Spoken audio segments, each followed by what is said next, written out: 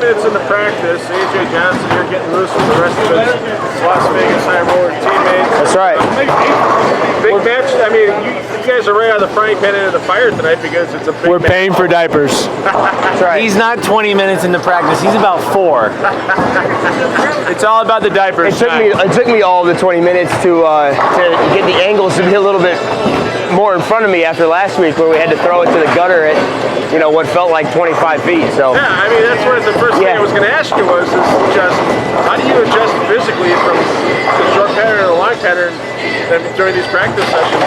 Is it just experience or? Yeah, I mean just kind of know what's in front of you, and then obviously it takes a few shots to get the body loose, and then just get the angles to adjust a little bit better to your eyes, just to get the ball to see it the right way on the lanes. And last week we had to be so steep with our angles. This week I feel like we're going to have to be a little bit more in front of us and have a little bit more control of the mid lane, whereas last week guys were kind of booming it off of the gutter. So it just takes a little bit to get the body in the right spot. That's all. Yeah. And now one thing with the ball returns here at Big County Lanes, they're pretty close to the foul line, about 6-7 feet top. Yeah. It's a 44-foot pattern this week with Billy Hardwick. Yeah. Only 6 game blocks, but is that still something you're going to have to maybe contend with and practice on during the practice session? Yeah, I feel like over time, as the pattern starts to get a little flatter as the week goes on, I feel like guys are going to start further left, and it's just going to push guys further over there. But we'll figure it out. That's what we do every week. So we'll figure it out and see. Now we're going to get these figured out for that important match tonight. And we got 4/5 of our team. Someone didn't wear red and black. Someone missed the dress code memo this week. So that guy, and this guy.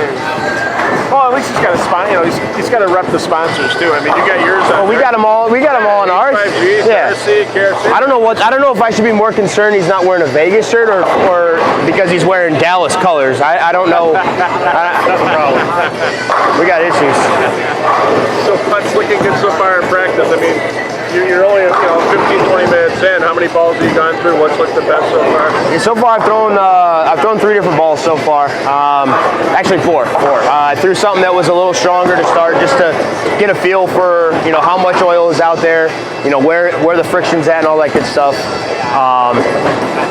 And that one, I found pretty quickly that not going to need necessarily strong balls. We're bowling on HPL surface, so they already hook enough, as they are. This building has friction, so some of the bigger ASIM balls, but that are cleaner, actually look a lot better right now. And then I'm going to start throwing some of our symmetrical stuff.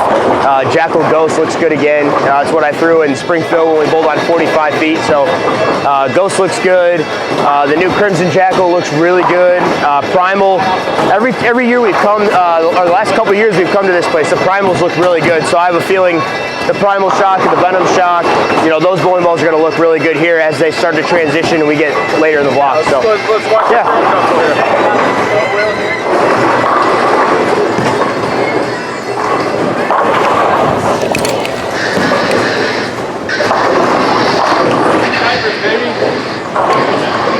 Need to save those. Gonna need to save those. What's up, man? Long time no see.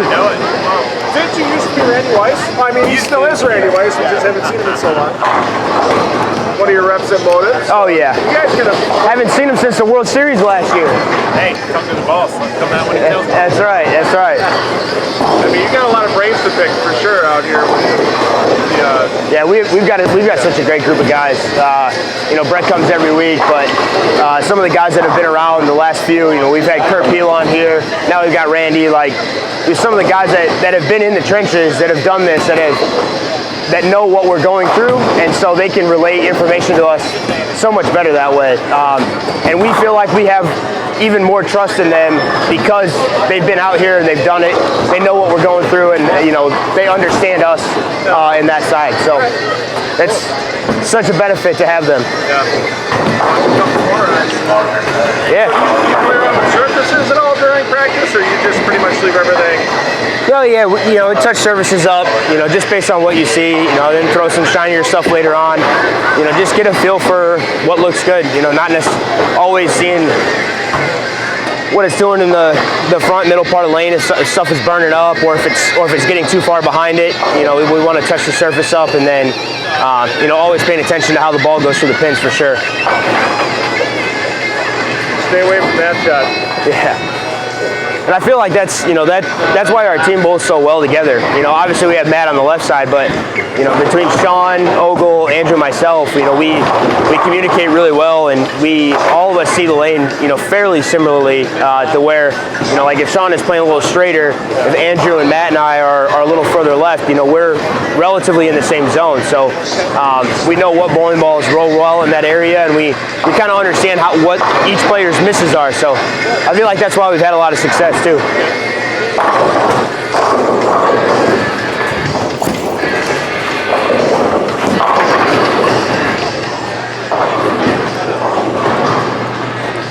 Temple didn't stand a chance. Yeah, save those for tonight. I got to be careful with those. We need some of those to connect tonight. We got one match tonight.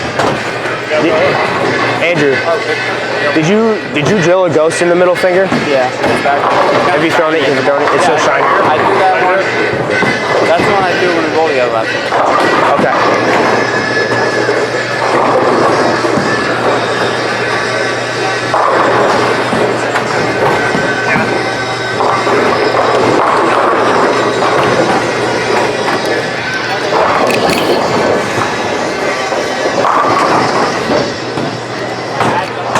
Oh, Ghosty.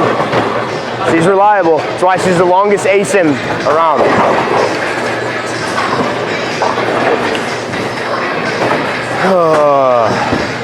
Might have to drill a couple balls this week. Bigger balls, weaker layouts. Get them down lane a little bit. Store a little bit more energy to get the balls. Save a little bit more energy. They hook pretty early here, so. So you already got a game plan in your head, and it includes probably one if not two new pieces.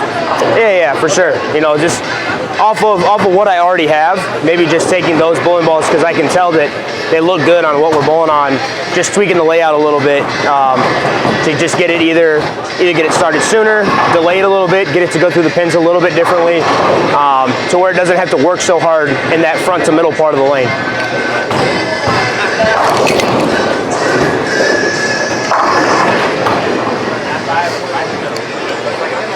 If only it could just be that simple. Yeah, 4 for 4 on camera, man.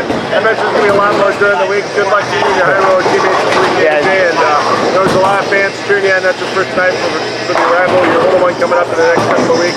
Yeah. Perfectly timed break for you, isn't it? Yeah, it's going to be great. This week is, I'm a little bit on high alert this week.